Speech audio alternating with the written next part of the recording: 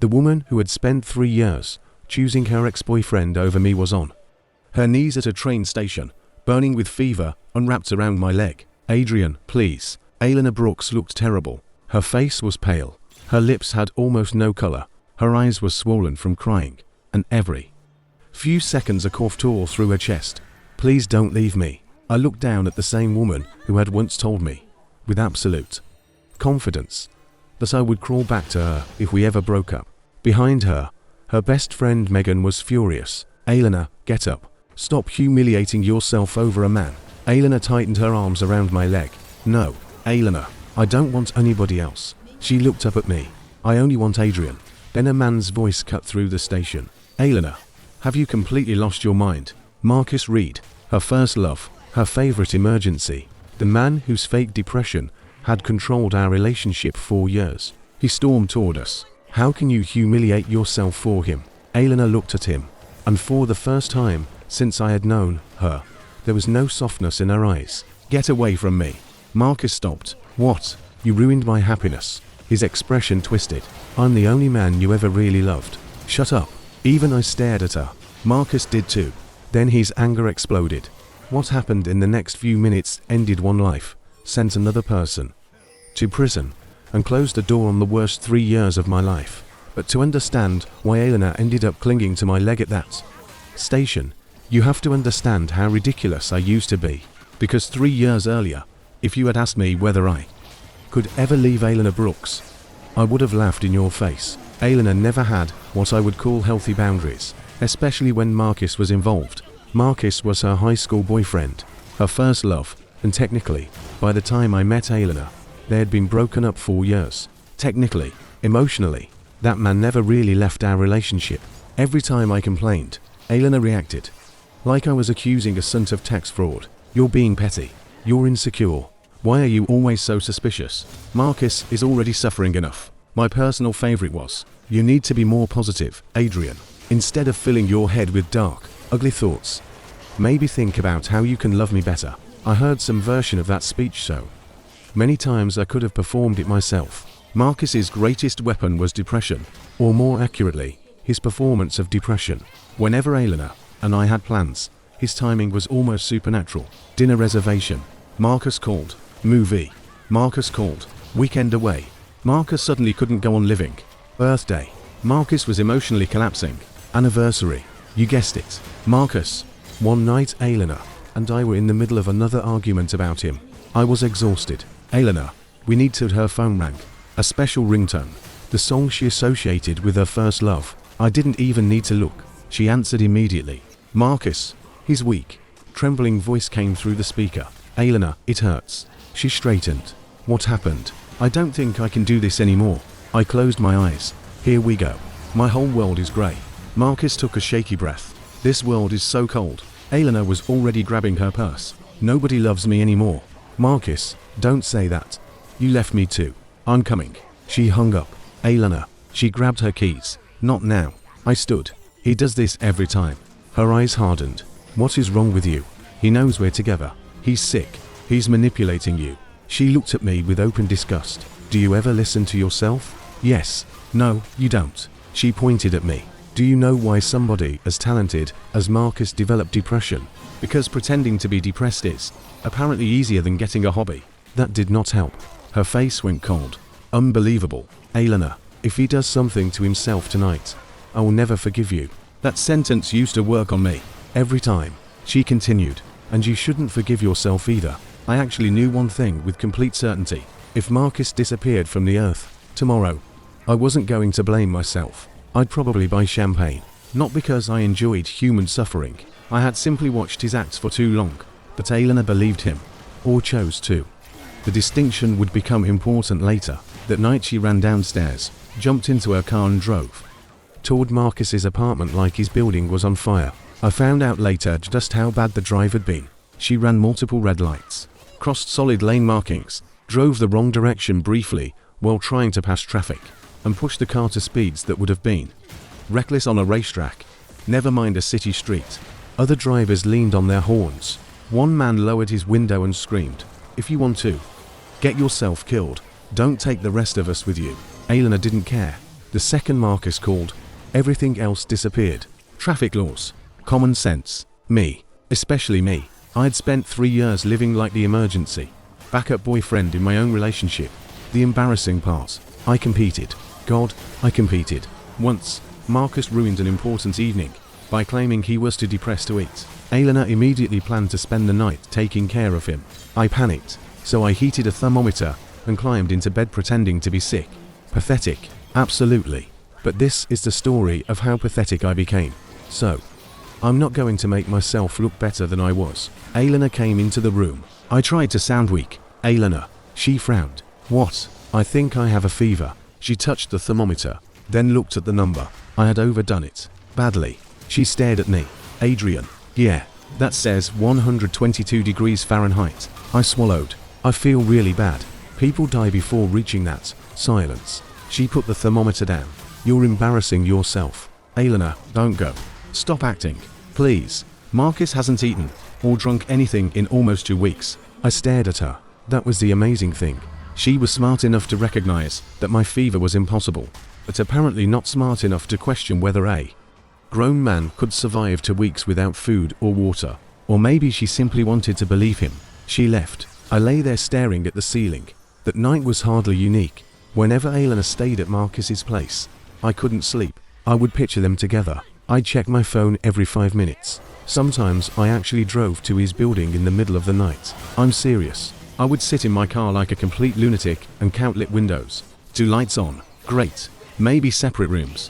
1 light. My stomach dropped. Everything dark. I practically needed emergency medical care. Once I crept all the way to Marcus's apartment door and tried listening for movement inside. Building security found me. The guard thought I was breaking in. I panicked and said I had brought clothes for my girlfriend. Elena later found out. She didn't believe me. We had one of the worst arguments of our relationship. You're disgusting. I was worried. You're obsessed. Elena, you're acting like some creepy stalker. Then came her favorite punishment. Silence. For almost a month. No normal conversation. No laughter. No affection. Nothing. Back then, I was more afraid of Elena ignoring me than Elena screaming at me. I begged her countless times. If we have a problem, yell at me. She would fold her arms. Why? Because this hurts. Then stop making me angry. Can we just talk? If you don't like it, break up with me. That sentence haunted our relationship. Break up with me. She said it because she knew I wouldn't. And she was right.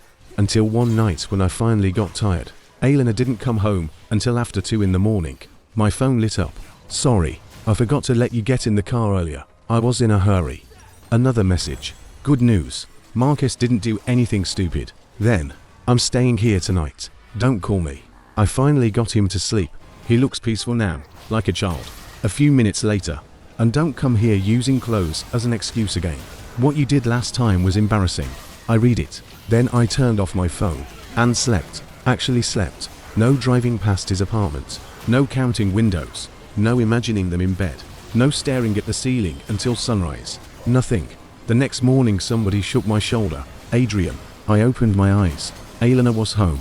She stared at my face. You slept. Apparently. All night. Yes. She looked genuinely confused. You waited for me. No. That bothered her. I could see it. She studied the skin under my eyes. Usually. One bad night gave me dark circles like a raccoon. There were none. I sat up. Elena. Do you have a few minutes? I want to talk. I was finally going to say it. Break up. 2 words. That was all I needed. Her phone rang before I got them out. Not Marcus this time. Traffic enforcement. Apparently the city had collected enough footage from her insane rescue mission to build a short documentary. Speeding. Red lights. Wrong way driving. Unsafe lane changes. Property damage after she clipped and knocked down a small roadside tree. By the time the call ended, her license was being suspended. Elena exploded. This is ridiculous. I stared at her. You almost caused multiple crashes. I was saving a life. You were driving like you wanted to end several. They don't understand the circumstances. She paced around the room. I'm filing an appeal. Then she turned to me. Help me. Of course. That was another role I played. Boyfriend, driver, cook, cleaner, password manager, tech support, personal assistant, emergency problem solver. Whenever Elena created a disaster, she dropped it in my lap. Okay, I said. Her face brightened immediately. I knew you would. Get me Marcus's clinical depression records. She froze. And documentation of last night's suicide attempt. Hospital reports, injury reports, emergency response records. Anything showing there was an immediate life-threatening emergency. Her expression turned ugly. Adrian, what? You want me to humiliate him? No. You want strangers reading his private medical history. You're appealing a license suspension by claiming you were responding to an emergency. How can you be this cruel? There it was. I almost smiled. She grabbed her purse. You're horrible. Then she left. Again. I tried to stop her. Elena, I still need to tell you. My phone rang. My parents. They were coming to visit. Fine. Apparently, the universe was determined to make me postpone my breakup. A few days wouldn't kill me. I hoped. My mother had never liked Elena. Not openly. She was too polite for that. But the first time she met her, she pulled me aside afterward. Son, what? I don't think that girl fits you. Mom, I'm serious. She's great. My mother gave me a look mothers have perfected over thousands of years. I know several very nice girls. No, just meet them. No. Back then, I was so obsessed with Elena that the idea of dating another woman felt offensive. Now, I didn't want Elena, but I didn't want another relationship either. I was emotionally exhausted. So when my parents announced they were visiting, I figured I would continue pretending everything with Elena was normal for a couple more days. Ironically, that was the first time in 3 years I was using my relationship with Elena for my own convenience. Elena slept most of that weekend. The morning after her night at Marcus's, she finally woke around noon. She walked into the kitchen, stopped, looked around, then looked at me. You didn't make lunch? No. Her eyes narrowed. My laundry, still in the basket. Her expression darkened immediately. Adrian, yesterday, was actually thinking you had finally learned how to behave. I almost laughed. What? Now you're doing this again? Doing what? Protesting. I'm not protesting. You didn't cook. I was working. You didn't do laundry. I was working. She crossed her arms. I already explained that Marcus was talking about ending his life. I know. Human life matters more than your feelings. I agree. She paused. The communist threw her off. You do? Sure. Her anger lost momentum. I continued. My parents are visiting in a couple of days. Oh. They'll arrive by train around 10 in the morning. Okay. I may have a work meeting. Would you mind picking them up? She thought for maybe half a second. Of course. Thank you. She tilted her head. You're being weirdly polite lately. I smiled, trying something new. That evening Elena had a company dinner at a restaurant on the other side of the city, since her license was suspended. Guess who became her driver? Me. I drove her there. Then, before she could ask, I turned toward Marcus's neighborhood. Elena smiled. Wow. What? You really are learning. I already knew what was coming. I was just about to tell you to pick up Marcus. Of course she was. Marcus came downstairs with Elena. The two of them slid into the back seat together. Neither even considered the passenger seat beside me. 30 miles. Heavy traffic. More than 2 hours. For most of the ride, they talked about high school. Teachers. Old classmates. Inside jokes. Trips. Stories from years before I knew Elena. I had tried joining those conversations in the past. She always shut me down. You don't even know who we're talking about. Or, don't interrupt when you don't understand. So this time I drove quietly. Honestly, I was one pair of white gloves away from becoming a professional chauffeur. At the restaurant, Marcus sat beside Elena. Naturally, they served each other food, used each other's forks, shared drinks. At home, Elena claimed she had a near pathological obsession with cleanliness. I once accidentally used her toothbrush and thought she was going to report me to the Centers for Disease Control. But Marcus's saliva, apparently medically sterile. People around us kept mistaking him for her boyfriend. Elena never corrected them. Marcus noticed me watching. Then he gave me that look. That tiny, smug smile. He loved provoking me. His whole system was simple. Push, tease, flirt with Elena, wait for me to explode, then step back and become the reasonable man. Adrian, calm down. Don't fight because of me. Elena, please don't blame him. He played villain and peacemaker in the same scene. And 4 years, it worked beautifully. That night I lifted my tea, looked at him, and smiled. Enjoy your dinner. Marcus froze. It was hilarious. He had prepared for jealousy, anger, accusations. He didn't know what to do with indifference. Elena noticed too. Something uncertain flickered across her face. She always complained when I fought over her, but deep down, she liked being fought over. My jealousy made her feel valuable. My calmness didn't. A few minutes later, an attractive woman approached my side of the table. "Hey." I looked up. She smiled. "You here alone?" Before I could answer, Elena immediately called across the table.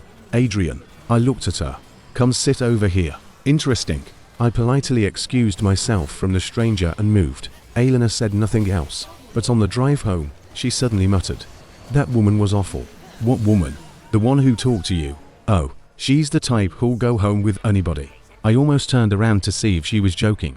She wasn't. Marcus, meanwhile, started performing drunk man theater in the backseat. He leaned against Elena, grabbed her arm, rested his head on her shoulder. For the first time in our entire relationship, Elena voluntarily explained, "He drank too much." "Okay, I'm just holding him up." "Okay." She watched my reflection. I added, "I'll drive slower. I don't want him throwing up in the car." Again, that uncertainty. When we reached Marcus's building, Elena helped him upstairs. I drove home. 30 minutes later she called. "Where are you?" "Home." "What? You left?" "Yes. I thought you were waiting." "For what?" A pause. "Marcus doesn't need me here tonight." From somewhere behind her, Marcus suddenly cried out dramatically, "I'm useless." Elena lowered her voice. "He can probably take care of himself now. Can you come back and get me?" Marcus's voice rose again. "There's no point in living." I hung up. I had already heard enough. The next morning was when things finally broke. My parents' train arrived at 10. I had an unavoidable work meeting. Before leaving, I called Elena. "Still okay to pick them up?"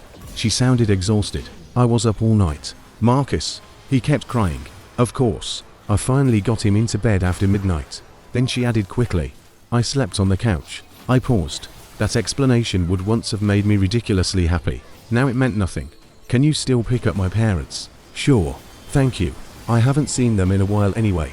So I went to work. At noon, my mother called. "Adrian." Something in her voice made me stand up. "Mom, your father's blood sugar's dropping." I looked at the clock. 12 o'clock. "Where are you?" "The station." I went cold. "You're still there." We thought Elena was coming. They had been waiting almost 3 hours. The new rail terminal was confusing, and my parents weren't used to navigating a city that size. They didn't know which exit to take. They didn't want to get lost. They didn't call me earlier because they knew I had a meeting.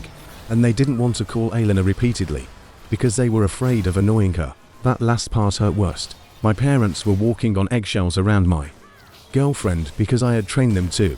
"I'm coming." I grabbed my keys. On the drive, Elena called. "Adrian, I'm sorry. I didn't speak." Marcus was crying all morning. Of course. He went completely silent. I asked what was wrong, and he wouldn't answer me. I drove through traffic, watching the road. I got so worried that I forgot your parents. I finally said it. "Elena." "What?" "We're done." Silence. Then she laughed in disbelief. "What?" "We're breaking up." Her voice shot up. "Adrian, can you stop acting like a petty woman for 5 minutes?" I almost admired how quickly she went from apology to attack. "I had a reason." "I know. I couldn't leave Marcus alone." "I know. Your parents can take a cab." My father was having a hypoglycemic episode. They're adults. I gripped the steering wheel. "This isn't only about today." "Oh, please." She sounded furious now. "You were behaving normally for a few days, and suddenly you're causing trouble again." "I'm not causing trouble." "Then stop threatening me with breakup." "I'm not threatening you." I checked the clock on the dashboard. 12:20 p.m.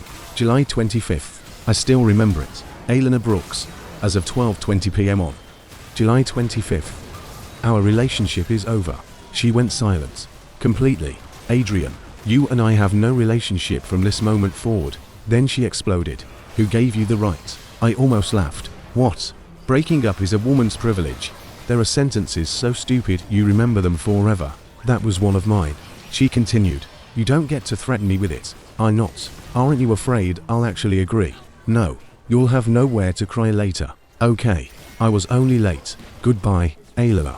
You're torturing me over one small mistake." "Goodbye. I've been too nice to you lately."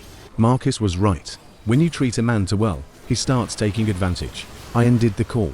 And for the first time after one of our fights, I didn't feel panic. I felt light. I found my parents. Dad was pale, but okay once he ate something. Neither of them criticized Elena. That made me feel worse. For the next 2 days, I took them around the city myself. Restaurants, parks, a waterfront market. Some tourist spots I had lived near 4 years and never bothered visiting. Elena never called. She never came to see them. When I drove my parents home, Mom finally asked, "You to fort?" I kept my eyes on the road. "It's okay, son." I glanced at her. "You're the man. Sometimes you have to be generous." "Mom, Elena is a girl. She's more sensitive." She smiled carefully. "If you want, I can call her and apologize for you." My chest tightened. "Why would you apologize?" "For this station thing. That wasn't your fault. We don't mind." She patted my arm. "Don't fight over us." That was the moment shame hit me. Not because Elena had treated me badly. Because my parents had become humble around her because of me. They didn't like Elena, but because I insisted I loved her. They became careful. They were afraid that, if Elena disliked them, I would suffer. I had lost so much dignity in that relationship that I dragged my parents' dignity down with mine. "Mom." "Yes, Elena and I broke up." She blinked. "You really broke up?" Dad snorted from the passenger seat. "She won't last." Mom elbowed him. "Will you stop?" "What? Nobody thinks you're mute just because you stay quiet." Dad looked offended.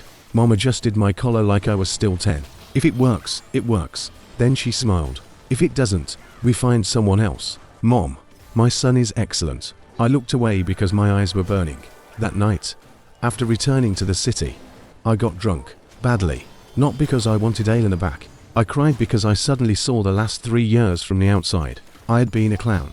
I kept thinking if I loved Elena enough, eventually she would soften, like I could melt ice through patience. Instead, I had become Sisyphus. Every day I pushed the same rock uphill. Every time Marcus appeared, it rolled straight back over me. While drunk, I started deleting everything. Photos, videos, old messages, voice recordings, trips, birthdays. The last thing was Elena's contact. My hand slipped. I accidentally called her. She answered instantly. A smug little laugh came through. I wondered how many more days you could last. I closed my eyes. "So," she sounded pleased, "you finally know you were wrong." I said nothing. "You're done pretending to break up." Still nothing. "If you had lasted a full week, maybe I'd think you had some self-respect." That word. Self-respect. "But you couldn't even do that." She laughed. "Honestly, I'm embarrassed for you." I hung up. Explaining that I called accidentally would have been pointless. She wouldn't believe me. And maybe she was right about one thing. The old Adrian had almost no self-respect. I intended to get some back. Slowly. The next morning I terminated our apartment lease. That place had been chosen for Elena. Close to her office. Far from mine. 4 years, I spent an absurd amount of time commuting. Because I thought love meant making her life easier. I rented a smaller place 10 minutes from my company. The rent was less than 1/3 of what I had been paying. I did the math.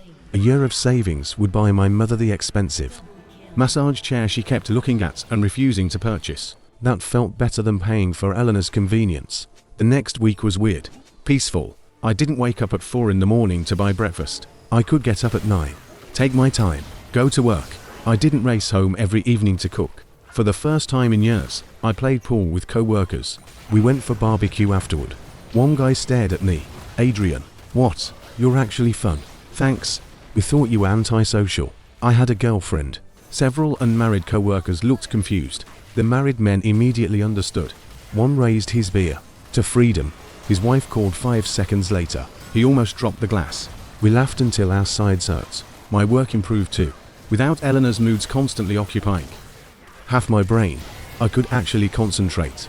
One of my project proposals got senior management's attention. My director called me in.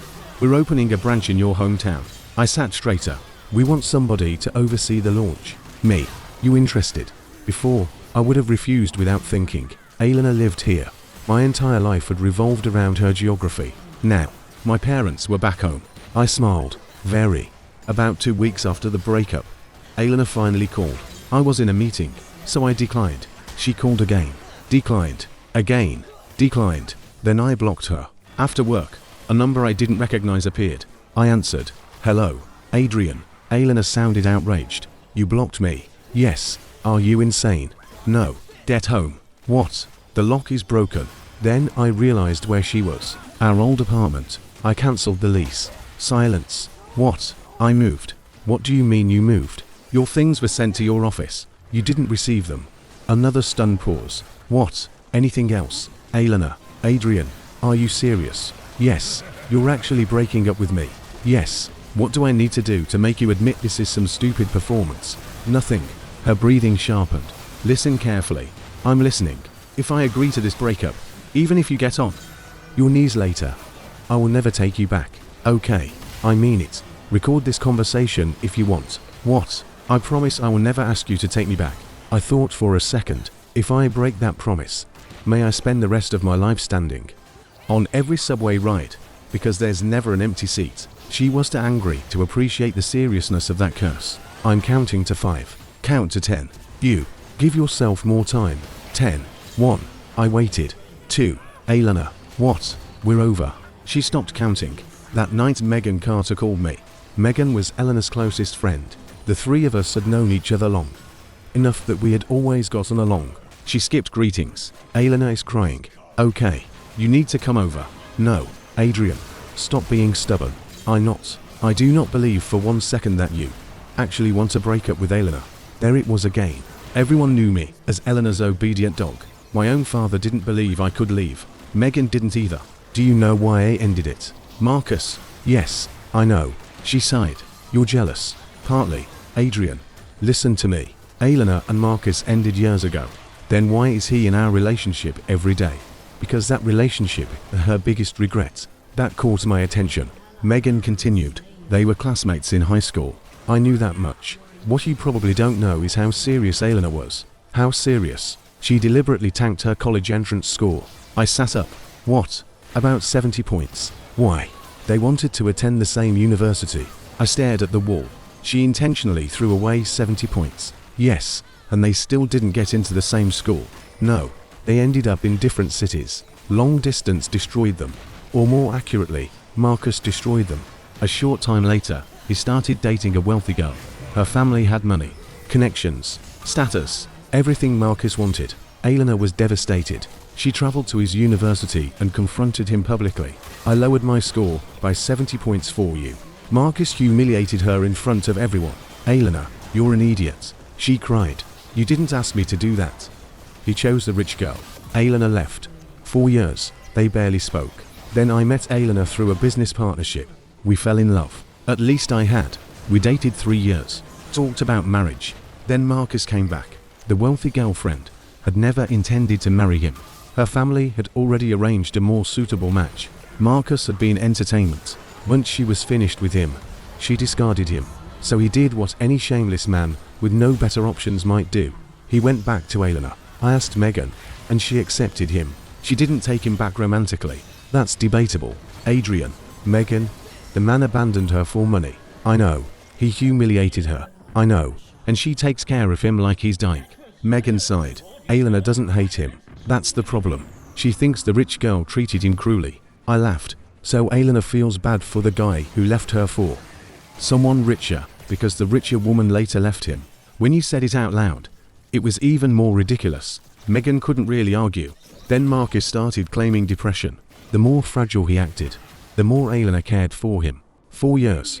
I thought maybe he had put some kind of spell on her. Obviously, I didn't believe in magic, but normal explanations were becoming difficult. Then I understood. Elena wasn't haunted by Marcus. She was haunted by what losing Marcus had done to her pride.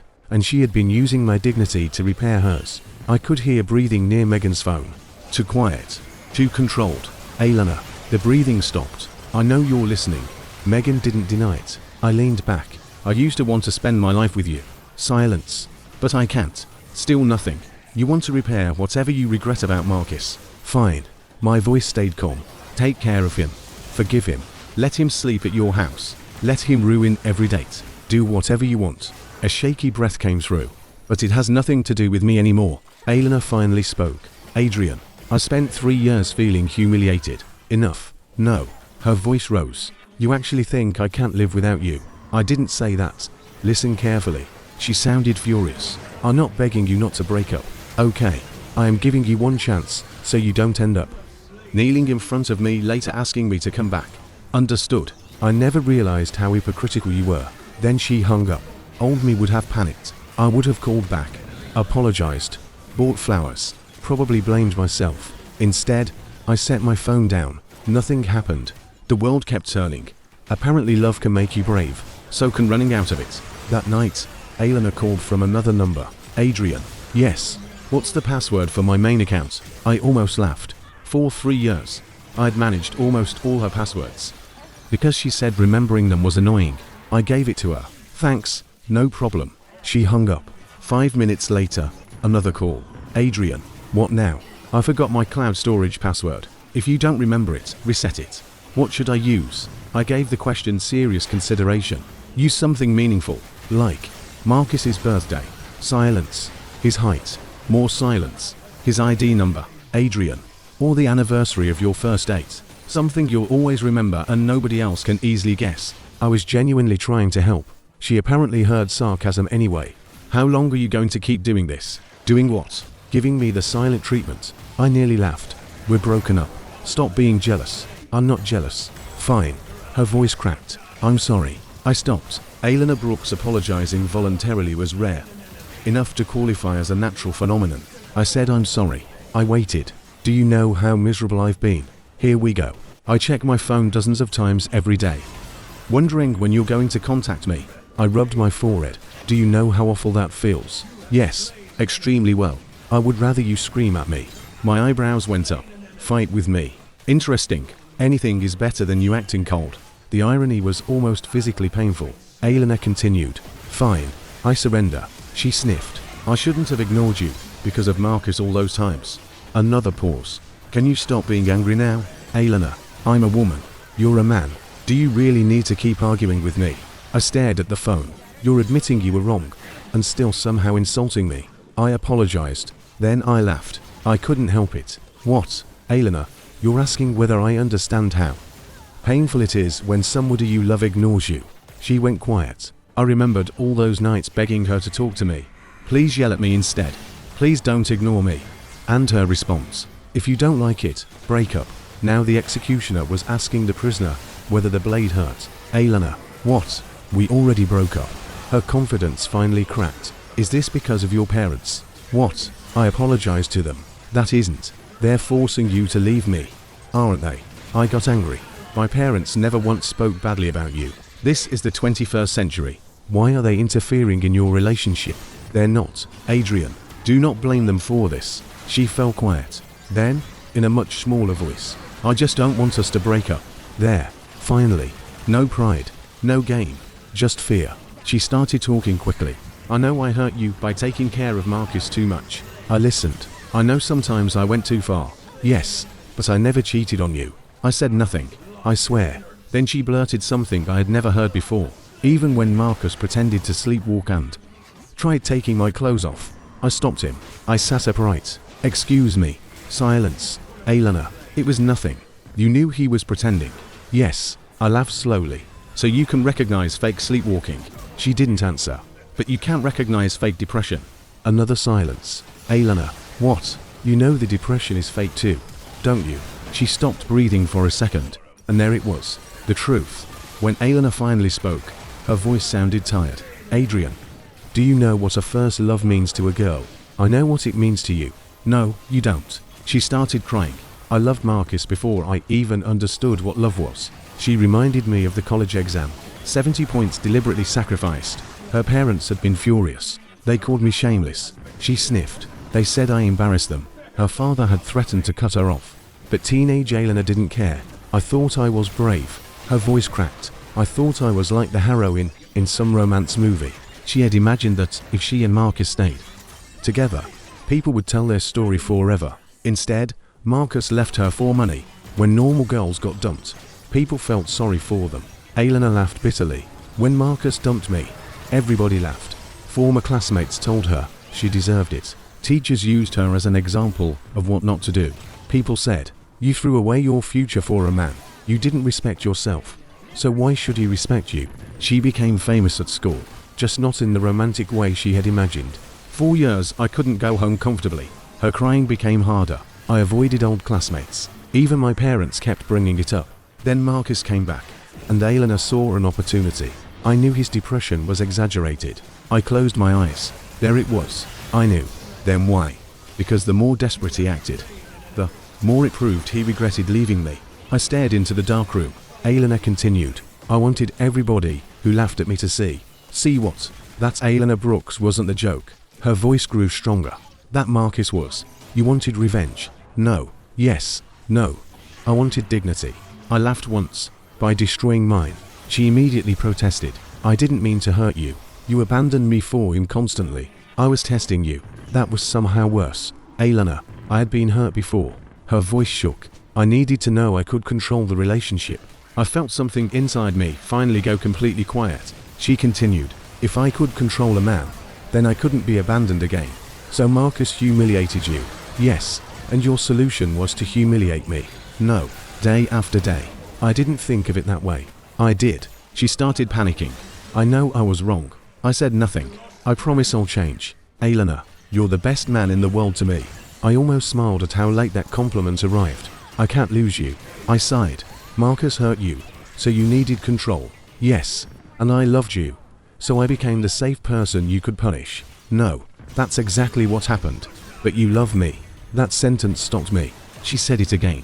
You love me, Adrian. So, if you love me, shouldn't you be able to tolerate me? I closed my eyes. That was Elena in one sentence. Not, if I love you, shouldn't I stop hurting you? No, if you love me, shouldn't you tolerate being hurt? I did love you. Her breathing caught. Very much. Adrian. But I used it all up. She started crying again. Thank you for finally telling me the truth. Please, it answers a lot of questions.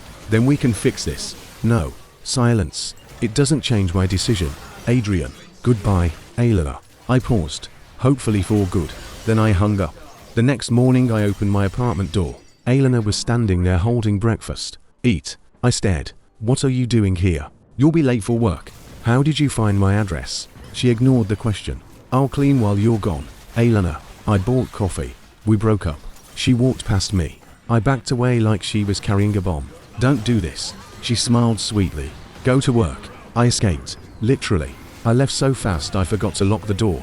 All day, I kept wondering whether she would still be there when I got home. When I returned that evening, the hallway was empty. I exhaled. Finally. Then I opened the door. The apartment was spotless. Kitchen cleaned. Laundry folded. Floor shining. I stood there for several seconds. So Elena did know how to do housework. For 3 years, she simply believed I should do it. Great discovery. I showered. When I stepped back into the bedroom, Elena appeared. She had never left, and she was wearing a black nightdress. That made her intentions extremely obvious. She looked at me through lowered lashes. Adrian. No. We can make up. Elena. She bit her lip. Once. That would have destroyed every functioning part of my brain. Now it made me tired. I stepped away. What do you think you're doing? Her confidence faltered. I'm trying to save us. With sex. She went pale. Elena. What do you think I am? I didn't mean. A man who thinks with nothing but hormones. Adrian.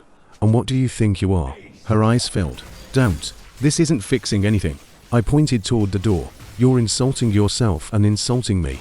Her face crumpled. Go. She suddenly rushed forward and wrapped both arms around me.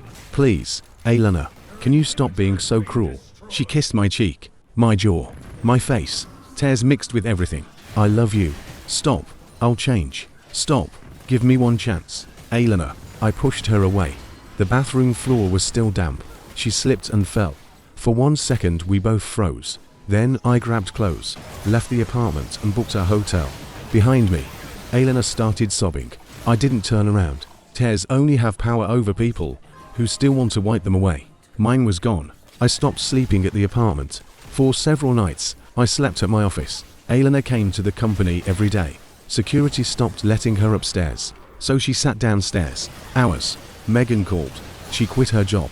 I nearly dropped my coffee. What? She says she needs time to win you back. That's insane. Tell her. I have. Co-workers began noticing. Man, she's been downstairs all day. Maybe talk to her. She looks miserable. They meant well. They didn't know the history. Then one afternoon, a storm hit. Thunder. Heavy rain. Wind. Elena still sat outside. Through the lobby glass I could see her soak through. She was shaking. I stood there longer than I should have. Then I grabbed an umbrella. When I walked outside, her face lit up. I knew it. I held out the umbrella. She smiled through blue lips. I knew you wouldn't abandon me. I put it into her hand. This is my last day here. Her smile vanished. What? I accepted the branch assignment. No. I'm going back to my hometown. When? Tonight. She stared at me. So don't come here anymore. I stepped back. Consider the umbrella my goodbye gift. Then I walked inside. My own clothes were wet by the time I reached the elevator. But inside, for the first time in years, I felt dry. Clear. I had really let go. That evening Megan called. She has a fever. I continued packing. This is because of you. In the background, Elena's voice sounded barely alive. Adrian. I stopped. I need you. Elena. My fever is 113. I almost laughed despite myself. Who gets to 116? Silence. She remembered. Years earlier she had mocked my fake impossible fever. Now the joke had reversed. Megan snapped. Enough. She really is sick. Then take her to a hospital. It's probably closer to 104. That's serious. Exactly. Take her to a hospital. Come see her. No. Adrian. My train leaves at 10. Change it. My parents are waiting for me. You can't delay one train because Elena is sick. No. Megan exploded. You always told everybody you loved her. I did. Then it was all a lie. Elena suddenly interrupted. Megan, stop. You're defending him. He's different from Marcus. Her weak voice trembled. I'm the one who hurt him. Megan sounded furious. You're going to be destroyed by love for the rest of your life. I ended the call. I didn't want to argue. At 8:20, I picked up my suitcase. At a little after 9, I reached the station. And that was where everything came full circle. Megan appeared first. She was supporting Elena. Elena looked worse than I expected. Pale face, white lips, swollen eyes. The moment she saw me, she broke away from Megan and rushed forward. Then she wrapped both arms around my leg.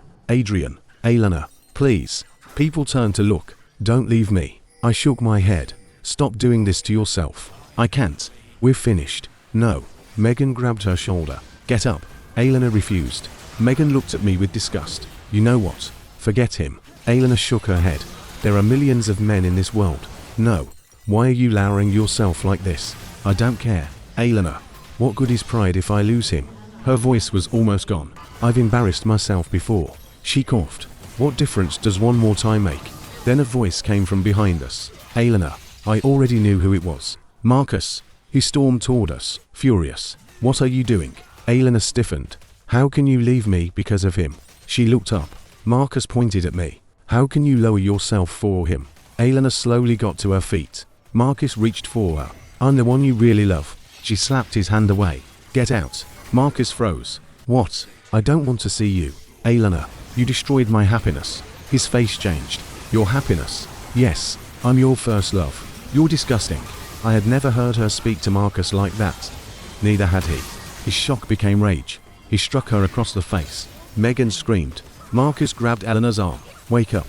She stumbled. What? Did the fever cook your brain? Then he turned toward me, and I saw years of smugness finally break into hatred. This is your fault. I didn't move. What did you tell her? Nothing. She used to listen to me. Marcus pointed at Elena. I trained her. My stomach turned. He laughed bitterly. She was my dog. Elena's face went completely blank. Something in her finally snapped. Marcus charged toward me. He swung. His fist caught the side of my face before I could fully move. Megan screamed for security. Marcus came forward again. Elena suddenly threw herself between us. Don't touch him.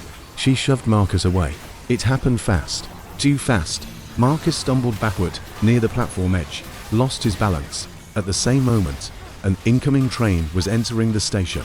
There were screams. Then nothing I ever want to describe in detail. Marcus Reed died that night. The man who spent years threatening to end his own life was gone.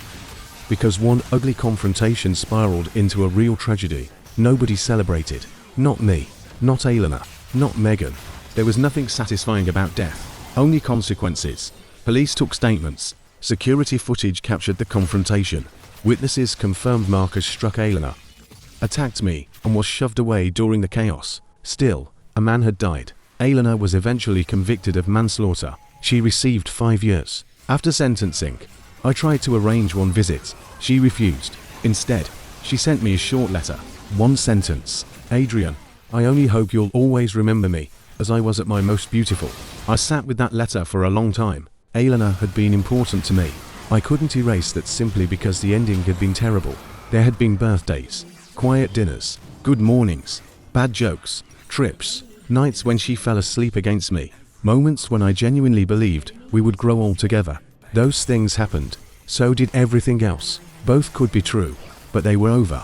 I moved back home. I took the branch position. Work became my focus, then family. I visited my parents more. My mother stopped arranging introductions. She seemed to understand that I wasn't ready to hand my heart to somebody again. Maybe I never would be. And for once, nobody pressured me. Sometimes I thought about Elena, not because I wanted her back. Memory doesn't work like that. Some people become scars. You don't stare at a scar because you want the injury again. You notice it because it reminds you where you were hurt. Elena taught me something I wish I had learned without losing 3 years. Love isn't enough. You can love someone desperately and still need to leave. You can understand why somebody became cruel without volunteering to remain the person they hurt. Respect matters.